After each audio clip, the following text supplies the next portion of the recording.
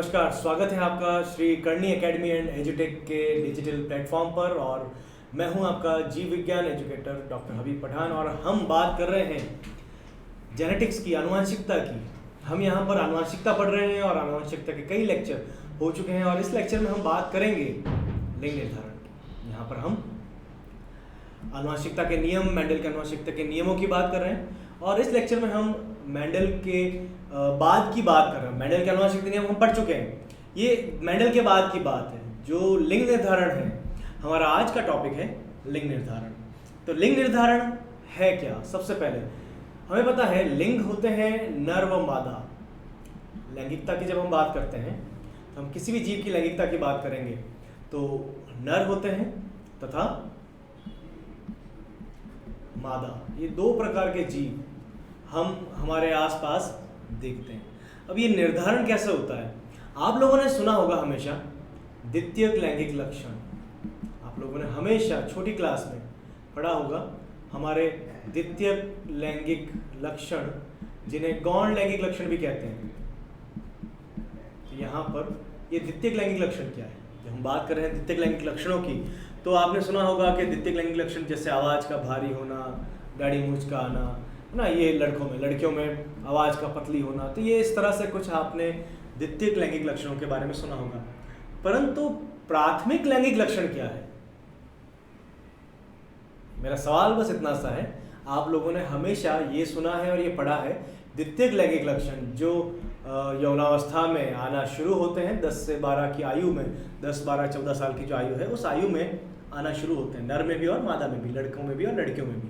तो ये जो लैंगिक लक्षण अब प्रदर्शित हो रहे हैं, कि उससे पहले सब एक जैसे दिखते हैं। अब चेहरा तो अलग अलग होता है, देख के पता चल जाता है कौन लड़का है कौन लड़की, लेकिन फिर भी जो लैंगिक द्विरूपता आ रही है वो द्विरूपता कब आती है? 10, 12, 13, 14 साल की आयु के बाद में, उस आयु में आना शुरू होती है। तो इन्हें कहते हैं द्वितीयक लैंगिक लक्षण। अब यहाँ पर द्वितीयक लैंगिक लक्षण तो ये है, लेकिन प्राथमिक लैंगिक लक्षण क्या और ये कब निर्धारित होते हैं? तो प्राथमिक लैंगिक लक्षण जन्म से पूर्व निर्धारित होते हैं। और प्राथमिक लैंगिक लक्षण है लिंग का निर्धारण, कि होने वाला जीव, बनने वाला जीव नर है या मादा है, ये है उसका प्राथमिक लैंगिक लक्षण। तो लिंग निर्धारण की प्रक्रिया प्राथमिक लैंगिक लक्षण कहलाती है, जो कि लिंग गुणसूत्रों के कारण पूर्ण होती है। अब ये लिंग गुणसूत्र क्या है? सबसे पहले हमें इसके बारे में जानकारी होना अति आवश्यक है। हमारे शरीर में जो गुणसूत्र होते हैं, हमारे शरीर में दो प्रकार के गुणसूत्र पाए जाते हैं। ये गुणसूत्र होते हैं अलिंग गुणसूत्र तथा लिंग गुणसूत्र। हमारे शरीर में अलिंग, और सिर्फ हमारे शरीर में नहीं, सभी जीवों के शरीर में अलिंग व लिंग गुणसूत्र पाए जाते हैं।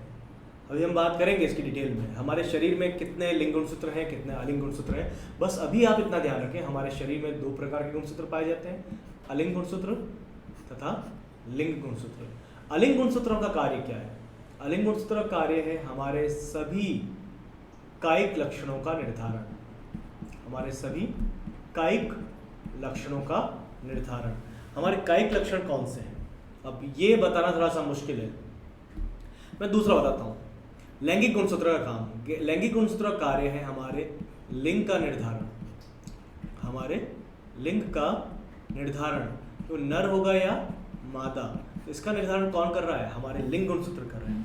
तो लिंग गुणसूत्र लिंग का निर्धारण कर रहे हैं, और इनके अलावा जितने भी बचे हुए गुणसूत्र हैं, वे सभी गुणसूत्र अब हमारे और आपके अलिंग जितने भी लक्षण हैं, जैसे हमारी आवाज़, हमारी वाणी, हमारे बाल, हमारे बालों का रंग, हमारे त्वचा का रंग, हमारा व्यवहार, हमारे आँखों का रंग, तो ये जितने भी लक्षण हैं हमारे सभी लक्षणों का निर्धारण, जो भी कायिक लक्षण है, बस नर और मादा के ये एक लक्षण के अलावा जितने भी लक्षण हैं, इन सभी लक्षणों का निर्धारण कौन करेगा?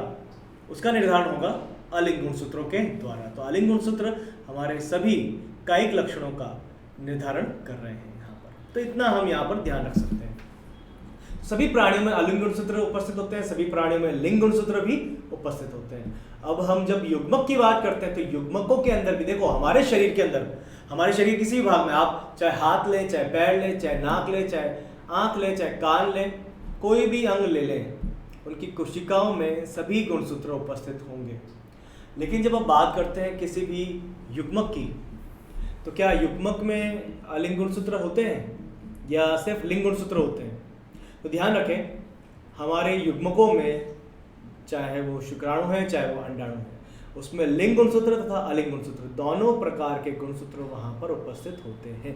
सिंपल सा, बस आप याद रखना, हमारे शरीर की सभी कोशिकाओं में, हमारे शरीर की प्रत्येक कोशिका में लिंग गुणसूत्र तथा अलिंग गुणसूत्र उपस्थित होता है। ठीक है, तो ये सिंपल सा आप ध्यान रखें इसके अंदर। तो यहाँ पर हम लिंग निर्धारण की प्रक्रिया पढ़ेंगे। लिंग निर्धारण की प्रक्रिया हम पढ़ेंगे विभिन्न जीवों में, जैसे टिड्डों के अंदर। टिड्डों का नाम सुना होगा, अभी काफ़ी फेमस चल रहा है इंडिया के अंदर। इंडिया में टिड्डे बहुत ज़्यादा फेमस चल रहे हैं। टिड्डे इंडिया में फेमस इसलिए चल रहे हैं क्योंकि अभी इंडिया आए हुए हैं, वो अब थोड़ा सा कम हो गया है, अभी काफ़ी कम हो गया उनका प्रभाव। लेकिन मिडिल वर्ल्ड से टिड्डों के बारे में आपने सुना होगा। लेकिन एक छोटी सी कंडीशन, टिड्डा जिसको हम ग्रास होपर बोलते हैं और एक लोकस्ट, ये दोनों अलग अलग हैं। ज़्यादा कुछ तो मैं यहाँ पर बात नहीं करूँगा उनके बारे में। जो लोकस्ट होता है सिस्टोसर्का, ये आपके टिड्डी दल जिसको आप कहते हैं, तो ये टिड्डी दल में होता है, ग्रुप में होता है, और ये बहुत सारे एक साथ आते हैं। ठीक है, बहुत बड़े झुंड में आते हैं, झुंड में रहते हैं और भुक्कड़ होते हैं, बहुत ज़्यादा खाते हैं, खराब उससे ज़्यादा करते हैं। लेकिन जो टिड्डा हम देखते हैं हमारे घर के आसपास, जो एक हरे रंग का या भूरे रंग का बड़ा सा, इतना बड़ा या उससे भी ज़्यादा बड़ा टिड्डा जो हमारे घर के आसपास हमें कहीं पर भी, किसी पौधे के ऊपर, किसी पेड़ के ऊपर, किसी घास में, दो पे कहीं पर भी बैठा हुआ मिल जाता है, या कई बार हमारे घर में भी आ जाता है, वह टिड्डा ज़्यादा हानिकारक नहीं है क्योंकि वो अकेला रहता, वो एकल है, वो निवही नहीं है, कॉलोनियल नहीं है, वो ग्रुप में, झुंड में नहीं रहता, वो अकेला रहने वाला। आप देखना, वो बड़ा वाला टिड्डा आपको एक पेड़ पर एक ही मिलेगा, और अगर एक पेड़ पर दो हैं तो वो इस तरह से होगा, एक पेड़ पर इस तरफ और दूसरा उस पेड़ के दूसरी तरफ, क्योंकि ये अकेले रहना ही पसंद करते हैं। तो यहाँ पर टिड्डों के अंदर लिंग निर्धारण पढ़ेंगे, साथ ही हम पढ़ेंगे मनुष्य के अंदर, मानव के अंदर लिंग निर्धारण की प्रक्रिया। साथ ही हम पढ़ेंगे ड्रोसोफिला मेलानोगास्टर जो एक फल मक्खी है, उसमें भी लिंग निर्धारण पढ़ेंगे, और साथ में हम पक्षियों में भी लिंग निर्धारण को पढ़ेंगे। कोई भी पक्षी हम उदाहरण उसमें ले सकते हैं, तो पक्षियों में भी हम लिंग निर्धारण को यहाँ पर पढ़ेंगे। तो आज के इस लेक्चर में हम बात करेंगे लिंग निर्धारण की। तो शुरू करते हैं। सबसे पहले हम बात कर रहे हैं टिड्डों में लिंग निर्धारण। तो यहाँ पर टिड्डों में XO प्रकार का, इनमें XO प्रकार का लिंग निर्धारण पाया जाता है। अब ये है कि XO प्रकार का लिंग निर्धारण, तो एक वैज्ञानिक था जिसका नाम था हैंकिंग। हैंकिंग अपने प्रयोग कर रहे थे। हैंकिंग ने देखा टिड्डों में, शुक्राणु व अंडाणु में अलिंग गुणसूत्र उपस्थित हैं, साथ में लिंग गुणसूत्र भी उपस्थित है। हैंकिंग ने एक छोटी सी चीज ऑब्जर्व की, उसने एक ऐसी चीज देखी जो थोड़ी सी अलग थी। हैंकिंग ने ये देखा कि जो नर युग्मक है या जो नर है, उसकी कोशिकाओं के अंदर अलिंग गुणसूत्रों के साथ में एक X है, एक ही X है। ठीक है, एक X तो है लेकिन एक ही X है, दूसरा X नहीं है। लेकिन मादा के अंदर दो X उपस्थित होते हैं। तो मादा में अलिंग गुणसूत्रों के साथ दो X उपस्थित होते हैं, परंतु नर में अलिंग गुणसूत्र के साथ एक ही X होता है। एक चीज और, यहां पर हम पढ़ रहे हैं XO प्रकार का। इस O का मतलब क्या है?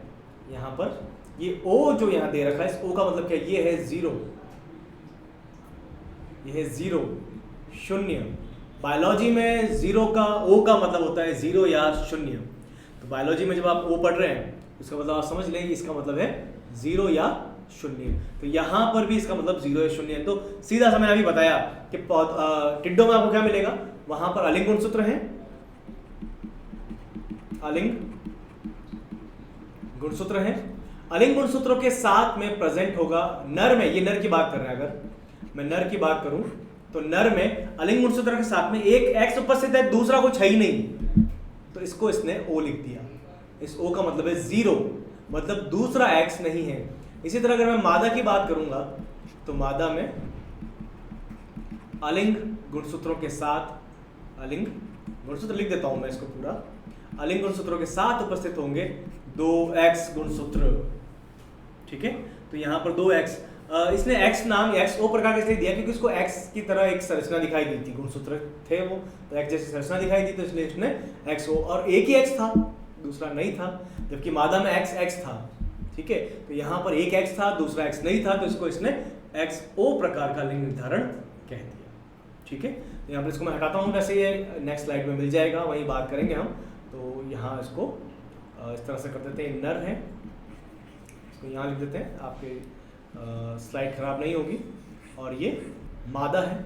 तो समझे पहले तो ये बात आप कि नर में और मादा में, टिड्डों की बात कर रहे हैं, टिड्डों में नर में और मादा में क्या अंतर है, इनके जो गुणसूत्र हैं इनमें क्या अंतर है। अलिंग गुणसूत्र बिल्कुल समान है, जैसे अलिंग गुणसूत्र नर के हैं बिल्कुल वैसे ही अलिंग गुणसूत्र मादा के, दोनों में कोई भी चेंज नहीं है। जैसे मान लो मैंने लिखा यहाँ पर इसके अलिंग गुणसूत्र नर के ए है, तो इसके भी अलिंग गुणसूत्र ए होंगे। ये दोनों समान है, इनमें कोई किसी तरह का चेंज नहीं है, लेकिन जो चेंज है वो किसमें है, लिंग गुणसूत्रों में, ठीक है। तो एक्सओ प्रकार का जो लिंग गुणसूत्र है ये टिड्डों में पाया जाता है, टिड्डों के अलावा कुछ कीटों में पाया जाता है, सभी कीटों में ये नहीं पाया जाता है, ठीक है। बस इतनी सी बात आप ध्यान रखें कि टिड्डों में है और टिड्डों के अलावा कुछ कीटों में है, सभी कीटों में नहीं है। चले आगे चलते हैं आप नेक्स्ट स्लाइड की तरफ। ये देखिए, ये आ गया आपका लिंग निर्धारण टिड्डों में। तो ये है टिड्डों में, टिड्डों व कुछ कीटों में, मैं यहां लिख देता हूं, कुछ कीटों में लिंग निर्धारण, ठीक है। तो यहां पर आप टिड्डों में और कुछ कीटों में लिंग निर्धारण कर रहे हैं, ठीक है। अब ये कैसे होगा, ये किस प्रकार से है यहाँ पर। तो यहाँ पर सबसे पहले देखें आप, ये यहाँ पर क्या किया है, ये नर के अलिंग गुणसूत्र हैं, जैसे लिखा है ए, तो ये है नर के अलिंग गुणसूत्र, और यहाँ लिखा है XO, ये है नर के लिंग गुणसूत्र। इस O का मतलब मैंने बताया था, इस O का मतलब क्या है, शून्य, इसका मतलब यहाँ पर कुछ भी नहीं है।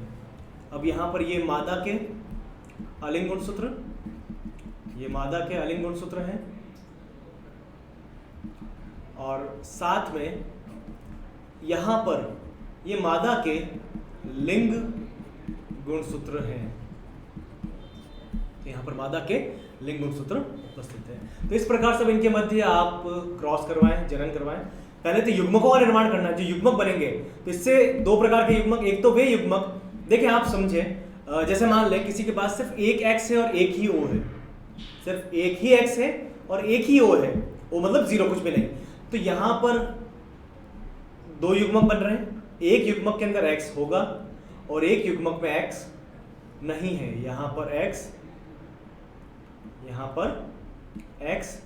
अनुपस्थित है, यहां पर एक्स अनुपस्थित है, एक्स नहीं है यहां पर, ठीक है। अगर मैंने कहा किसी के 1,00,000 कोशिकाएं हैं, ठीक है, या मैंने कहा इनसे 1,00,000 युग्मकों का निर्माण हुआ है, तो नर में 50,000 युग्मक ऐसे होंगे जिनमें एक्स होगा और 50,000 युग्मक ऐसे होंगे जिनमें एक्स नहीं होगा।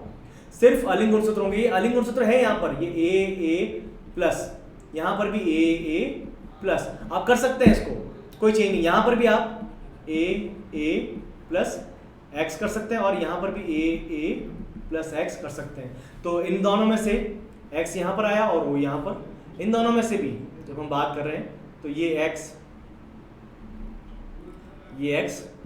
आपको यहाँ मिल जाएगा। ये फिर जंप कर लिया इसने, चलेंगे यहाँ पर, हाँ, तो यहाँ एक एक्स ये है और दूसरा एक्स ये है।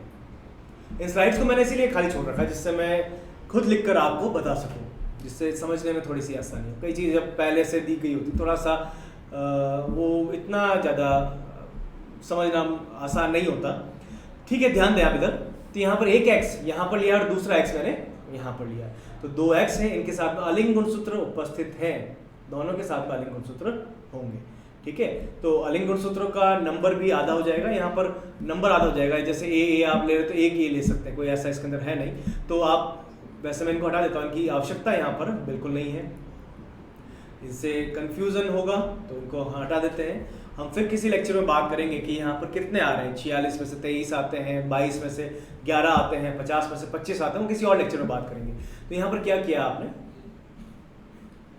यहाँ पर भी ये x तो यहाँ आया और o आपने यहाँ पर लिया है, और O का मतलब क्या है, कुछ भी नहीं, इसका मतलब यहाँ पर X अनुपस्थित है। अब इनका क्रॉस करवाइए, ये युग्मक बन गए, ये है युग्मक, ये युग्मक है, ध्यान रखें इस लाइन में सभी युग्मक है। अब युग्मकों का आप संलयन करवाएं, युग्मकों के संलयन को निषेचन कहा जाता है, तो युग्मकों का संलयन करवाएं।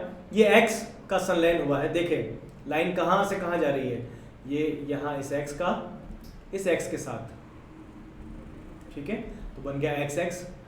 अब इस X का इस O का हुआ है यहाँ पर, इस O का इस X के साथ, तो यहाँ बना XO, ठीक है, यहाँ XX बना था, यहाँ XO। अब यहाँ पर इस X का इस X के साथ, तो यहाँ पर बन गया XX। और अब यहाँ पर इस X का O के साथ, ये देखिए लाइन जो चल रही है यहाँ पर, तो यहाँ पर मिला है आपको XO, तो यहाँ पर XO कितने हैं, 50%, और XX कितने हैं, 50%। तो यहाँ पर 50% संभावना है नर होने के और 50% संभावना है मादा होने के। तो नर कौन से होंगे, जिनमें XO होगा। अब फिर से जो नर बने हैं उनमें एक ही X है, दूसरा X है ही नहीं, तो उनके जब युग्मक बनेंगे तो आधे युग्मकों में X होगा, आधे युग्मकों में X नहीं होगा, ठीक है।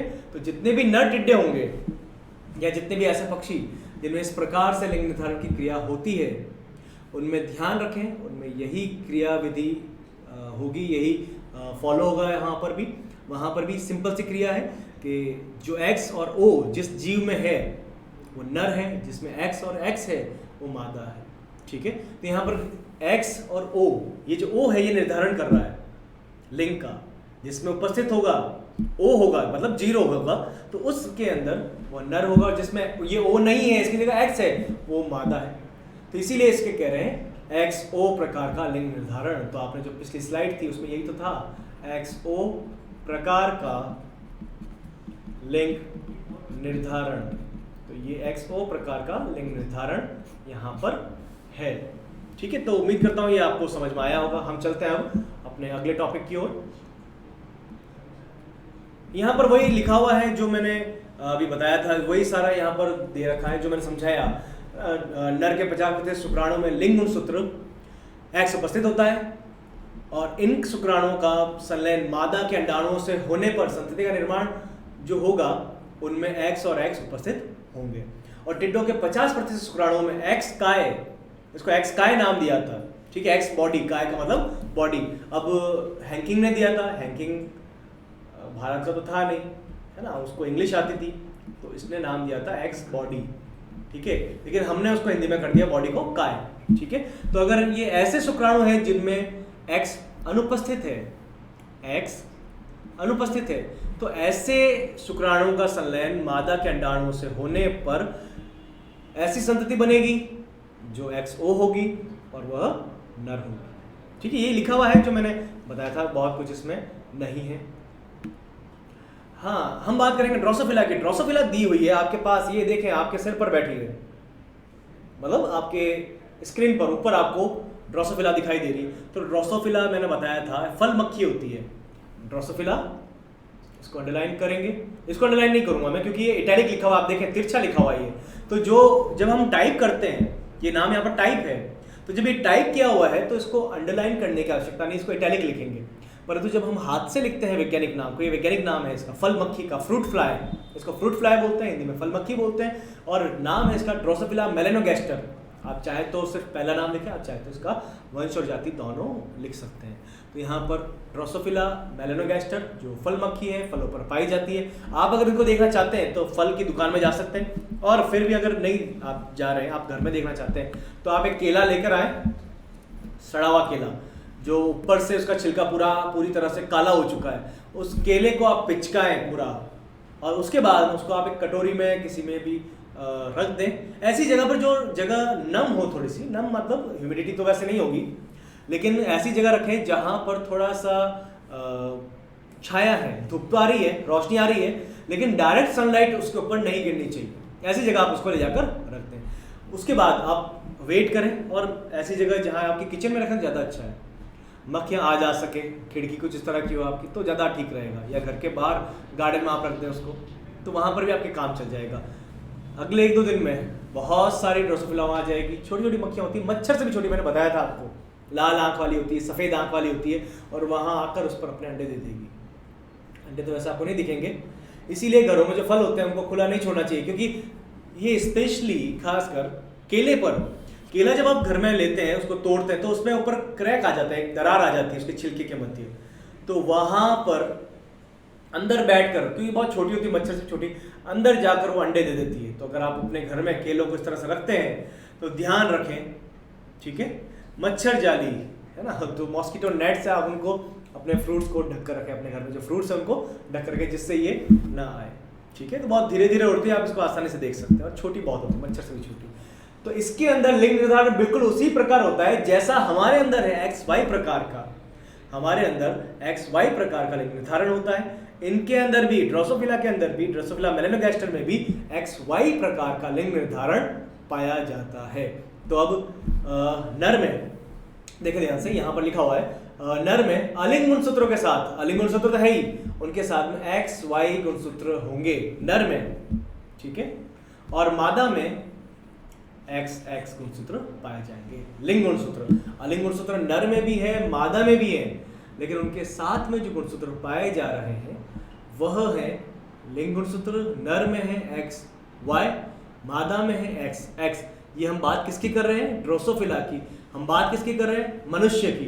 अब एक चीज और, ड्रोसोफिला एक कीट है। अभी कुछ देर पहले हमने बात की थी, टिड्डों में XO प्रकार का लिंग निर्धारण होता है, साथ ही कुछ ऐसे कीट भी हैं जिनमें XO प्रकार का होता है। ये भी एक कीट है, परंतु इसमें XO प्रकार का नहीं, इसमें XY प्रकार का लिंग निर्धारण पाया जाता है, ठीक है। ध्यान रखें आप इसको। तो ये भी एक कीट है। कीट कहते हैं किसको? एक बात ये भी आती है, जब हम बायोलॉजी पढ़ रहे हैं, जीव विज्ञान पढ़ रहे हैं, तो इसमें एक छोटी सी चीज आती है कि कीट किसे कहा जाता है। कीट किसको कहते हैं? एक नाम छोटा सा मैं लिख देता हूं ऊपर, कीट। इंग्लिश में कहते हैं इंसेक्ट। आप अभी गूगल पर सर्च करना इंसेक्ट, जब आप गूगल पर इंसेक्ट सर्च करेंगे तो आपको बहुत सारी तस्वीरें मिलेगी, और उनमें कॉमन ये होगा कि कीट में, मैं गूगल का क्यों बताया मैंने, वो मैं कारण बताऊंगा आपको। कीट उसे कहते हैं जिनके 3 जोड़ी पैर होते हैं, जिनके 3 जोड़ी पैर होते हैं, 6 पैर होते हैं, उन्हें कीट कहा जाता है, ठीक है। जैसे आपकी कीड़ी है, मकोड़ा है, आपकी तितली है, ड्रैगन फ्लाई कौन सी? वो जो पानी के ऊपर उड़ती है, जिसको जनरली लोग हेलीकॉप्टर भी कहते हैं। तो ड्रैगन फ्लाई जिसका हेलीकॉप्टर कहा जाता है वो, और भंवरे हैं, मधुमक्खियां हैं, मच्छर है, मक्खी है, ये भी, यहाँ इसके भी, ये देखो आपको 3 जोड़ी पैर इसके दिखाई देंगे, एक, दूसरा और तीसरा, ये साइड के हैं, और दूसरी तरफ आपको इसके दूसरे 3 जोड़ी पैर मिल जाएगा, मतलब 3 पैर मिल जाएंगे, ठीक है। तो टोटल 6 पैर हो गए। तो कीटों के 6 पैर होते हैं, 6 पाद होते हैं इनके, 3 जोड़ी या 6, एक ही बात है। लेकिन गूगल का मैंने इसलिए कहा क्योंकि अगर आप गूगल पर सर्च करोगे तो वहां आपको कीट में बिच्छू और मकड़ी की भी तस्वीर मिल जाएगी, लेकिन बिच्छू के 8 पैर होते हैं, मकड़ी के भी 8 पैर होते हैं। तो मकड़ी और बिच्छू कीट में, इंसेक्ट में शामिल नहीं है, सम्मिलित नहीं है, ठीक है। लेकिन जब आप गूगल पर सर्च करते हैं तो आपको वहां पर इमेजेस के अंदर भी, फोटोज में भी आपको बिच्छू की और मकड़ी की तस्वीर मिल जाएगी। एक लिस्ट अगर देख रहे हैं तब भी मिल जाएगी, आप सर्च करके देखना। लेकिन ये कीट नहीं है, क्योंकि कीट की परिभाषा आप दुनिया की किसी भी किताब में देख लें, आपको यही मिलेगी, 3 जोड़ी पैर, ठीक है। जिनके 6 पैर है उन्हीं को आप कीट कह रहे हैं। चले आगे बढ़ते हैं हम। तो यहाँ पर नर के अंदर, नर में एक छोटी सी चीज है, यहाँ पर ध्यान दें, नर में दोनों ही लिंग गुणसूत्र एक दूसरे से भिन्न है, एक है X और दूसरा है Y। तो नर में दोनों लिंग गुणसूत्र एक दूसरे से अलग अलग प्रकार के हैं, और इसी कारण इसे कैसे कहा जाता है? नर विषम युग्मता। इसे कहा जाता है नर विषम। वैसे नर यहाँ लिखा हुआ है, मैंने फिर से यहाँ लिख दिया, वो ऊपर है वो नीचे है तो मैंने लिख दिया इसको। इसे कहा जाता है नर विषम युग्मता। अगर ये मादा में होता तो इसको मादा विषम युग्मता कहते हैं, परंतु ये किस में है? नर में है, एक X है और दूसरा Y है, इसी कारण इसे कहा जा रहा है नर विषम युग्मता। और दूसरी चीज यहाँ पर एक छोटी सी बात में, जैसे लिखा हुआ है यहाँ पर, वैसे तो आपके सामने, कि Y X से छोटा होता है। Y गुणसूत्र x गुणसूत्र से छोटा होता है। ठीक है, दो बात आपको याद रखनी है, सिर्फ दो ही बातें याद रखनी है। पहली बात नर विषम युग्मता और दूसरी बात y x से छोटा है। तो ये दो ही बातें आपको याद रखनी है इसके अंदर, बाकी तो करना ही है जो हम कर रहे हैं, लेकिन ये इंपॉर्टेंट है जो आपको याद रखना है इसके अंदर। हाँ, तो मैं आपको ये बता रहा था, हमारे जो गुणसूत्र हैं उनकी लंबाई घट रही है। हमारा सबसे बड़ा गुणसूत्र है हमारा पहला गुणसूत्र, और सबसे छोटा गुणसूत्र है जो सबसे आखिर है। तो y तो वैसे भी आखिर है।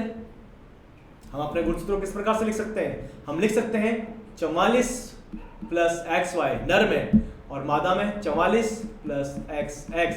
तो 44 तो हो गए, 1 2 3 4 5 6 लेकर 44 तक। उसके बाद में 45वां है X और 46वां है X मादा में, और नर में 45वां X है और 46वां Y है। तो अभी मैंने कहा हमारा पहला गुणसूत्र सबसे ज्यादा लंबा होता है, सबसे बड़ा होता है कुल 46 में से। हमारे शरीर में प्रत्येक कोशिका में 46 गुणसूत्र उपस्थित है, और जो हमारा आखिरी गुणसूत्र है, जो हमारा अंतिम गुणसूत्र है Y, वो छोटा होगा। ठीक है, चले चलते हैं हम नेक्स्ट स्लाइड की तरफ, जहां पर हम इनका क्रॉस करवाएंगे। हाँ, यहाँ पर इनका क्रॉस कराया हुआ है, जो लिखा हुआ था उसको हम बाद में देख लेंगे, वो सिर्फ लिखा हुआ है। मेन तो यहाँ पर आपको समझना है सारी चीज़ों को, ध्यान देकर।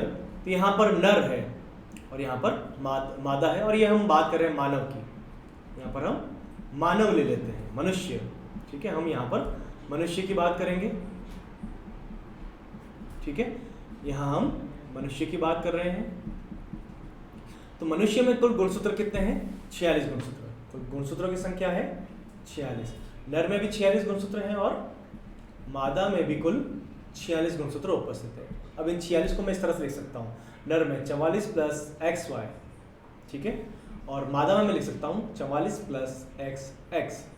ठीक है, तो 44 जो है, ये 44 जो आपको दिखाई दे रहे हैं, ये 44 हैं अलिंग गुणसूत्र। ये 44 हैं अलिंग गुणसूत्र, अलिंग गुणसूत्र। और ये जो XY हैं, ये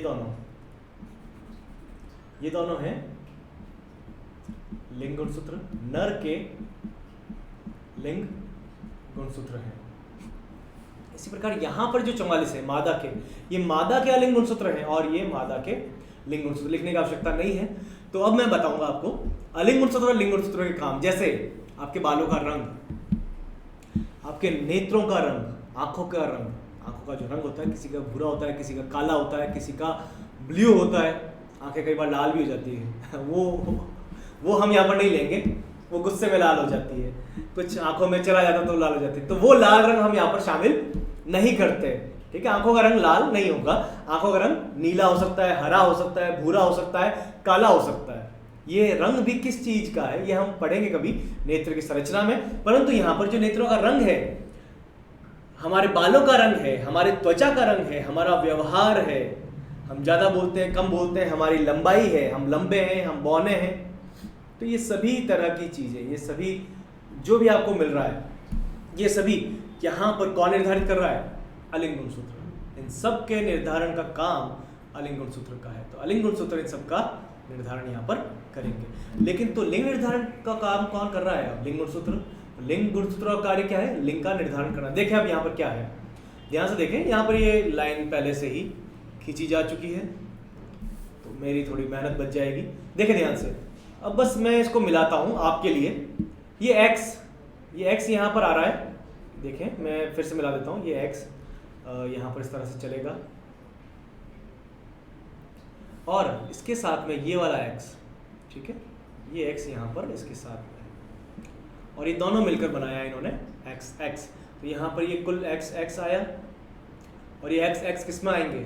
जिसमें भी x, ये देखें मादा में है x, तो ये भी क्या होगी? मादा। यहाँ पर भी x उपस्थित है। ये कैसा आया? ये देखें, ये वाला x, यही x, और इसके साथ में पुनः दूसरा x आपने लिया है, आपने फिर से दूसरा x लिया है, तो ये दोनों मिलकर क्या हो गया यहाँ पर?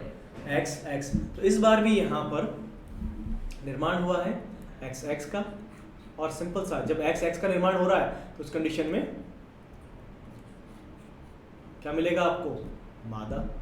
अब नर कैसे बनते हैं? यहाँ पर नर लिंग का निर्धारण कैसे होगा। तो यहाँ पर ये y है, ये y देखें सीधा आ रहा है यहाँ पर, ये y और इसके साथ में ये x।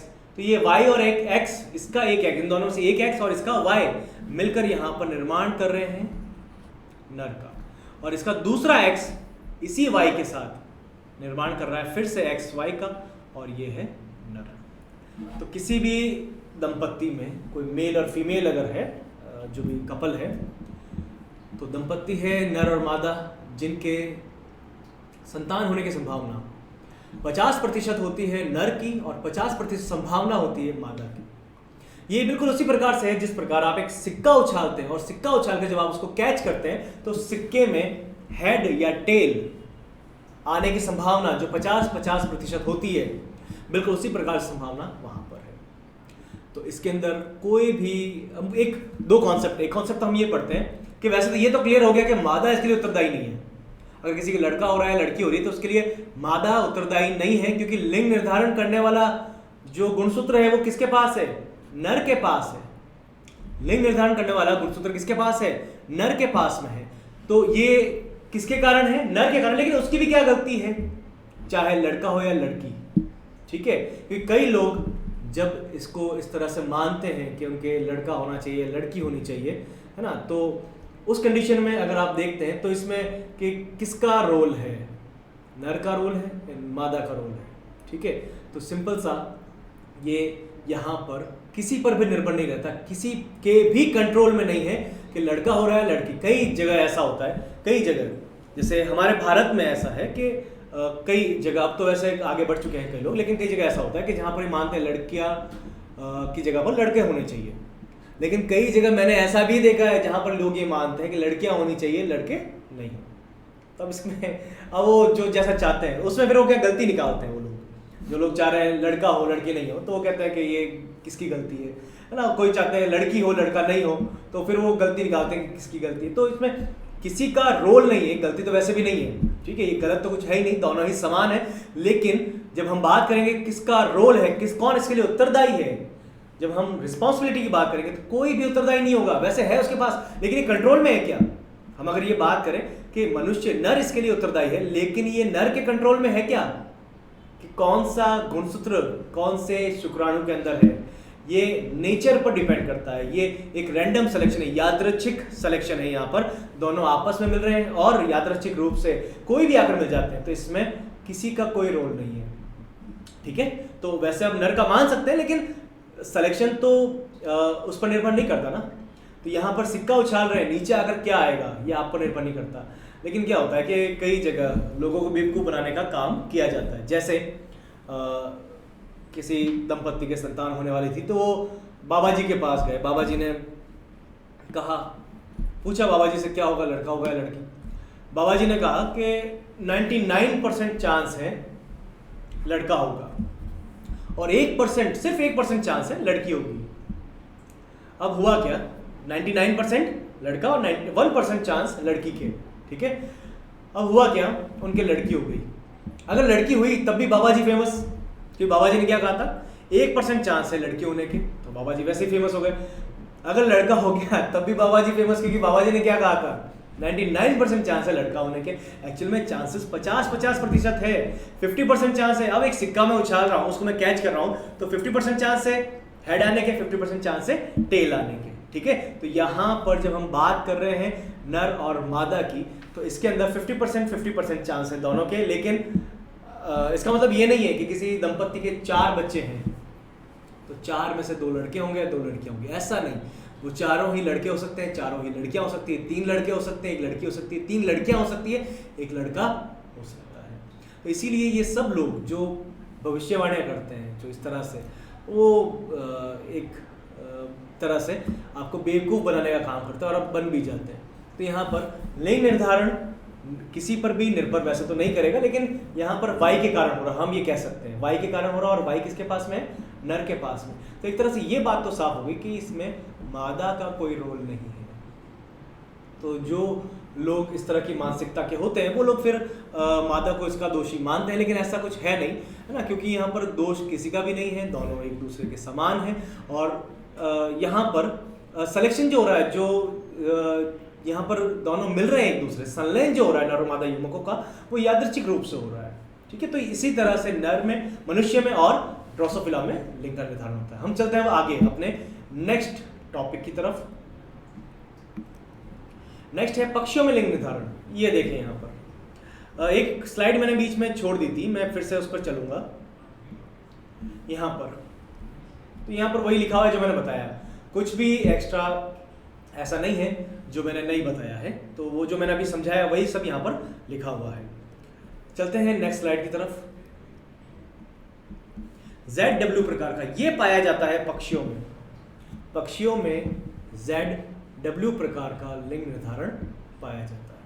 अब ZW प्रकार का लिंग निर्धारण क्या है, ये पक्षियों में है। अब सबसे बड़ी बात तो इसमें नाम आपने ZW क्यों दिए, ये ऐसे ही दिए हैं, ठीक है, क्योंकि इसमें उल्टा है। इसमें ZZ जो समान है वो है नर के अंदर और ZW है मादा में। तो मादा में पाई जाती है विषम युग्मता। ध्यान दे इधर, यहाँ पर विषम युग्मता किसमें है, मादा के अंदर।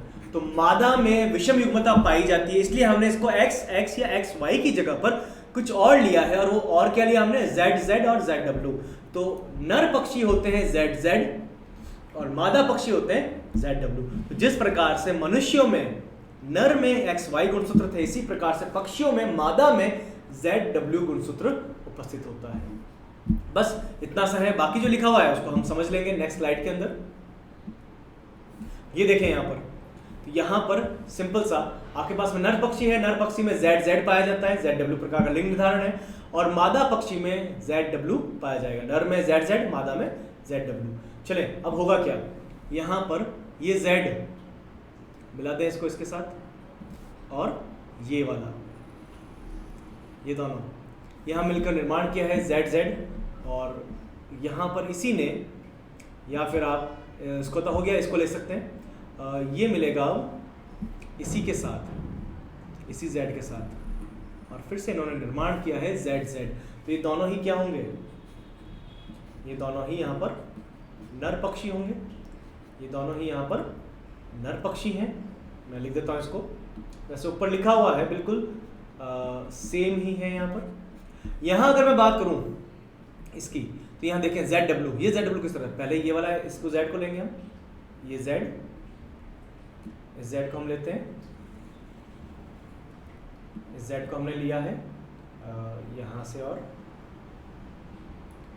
W ये आ जाएगा यहाँ पर। तो ये ZW मिलकर निर्माण कर रहे हैं यहाँ पर, Z और W मिलकर ZW का निर्माण कर रहे हैं। इसी प्रकार से इसको हम लेंगे, अब हमने इसको लिया है और इसके साथ में, इसी के साथ हम लेंगे, और यहाँ पर दोनों मिलकर निर्माण कर रहे हैं ZW। ZW क्या है, मादा पक्षी। ये मादा पक्षी में पाया जाता है। तो यहाँ पर भी हमारे समान, यहाँ पर भी पक्षियों में भी मनुष्य के समान, पक्षियों में भी ड्रोसोफिला के समान 50% संभावना है नर के होने की और 50% संभावना है मादा पक्षी के होने की। तो इस प्रकार से हमने यहाँ पर लिंग निर्धारण की बात की। अब इसमें थोड़ा सा चेंज, जैसे यहाँ पर मादा पक्षी में क्या मिल रही है, विषम युग्मता। जैसे हम हमारे अंदर नर मनुष्य में नर में मिल रही थी विषम युग्मता, यहाँ पर मादा पक्षी में विषम युग्मता आपको प्राप्त होगी। इसी प्रकार साथ में यहाँ पर ये W जो है, ये W Z से छोटा होगा, ये W Z से छोटा होगा, ये आपको थोड़ा सा ध्यान रखना है, ठीक है।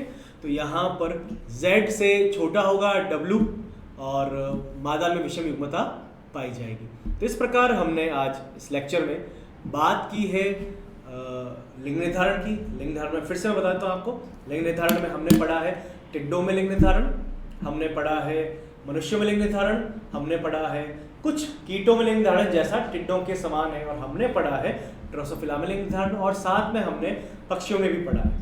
मनुष्यों में जब हम बात कर रहे हैं, मनुष्य में, या ये हम बात करते हैं जब नर पर निर्भर कर रहा है लिंग निर्धारण, किस पर निर्भर कर रहा है, नर पर, तब हम X Y या X को लेते हैं, ठीक है। हमने X लिया है, XY लिया है। परंतु जब हम बात करेंगे मादा में, कि अगर किसी जीव में मादा उत्तरदायी है, मादा के पास ऐसे गुणसूत्र हैं जिनके कारण लिंग का निर्धारण होगा, तो उस स्थिति के अंदर हम ZW या ZZ का उपयोग करेंगे। बस ये कारण है इनको अलग करने का एक दूसरे से, ठीक है। तो इस तरह से हम ZW की बात की है, ZZ की बात की है, और यहाँ हमने विभिन्न प्रकार का लिंग निर्धारण आज डिस्कस किया है।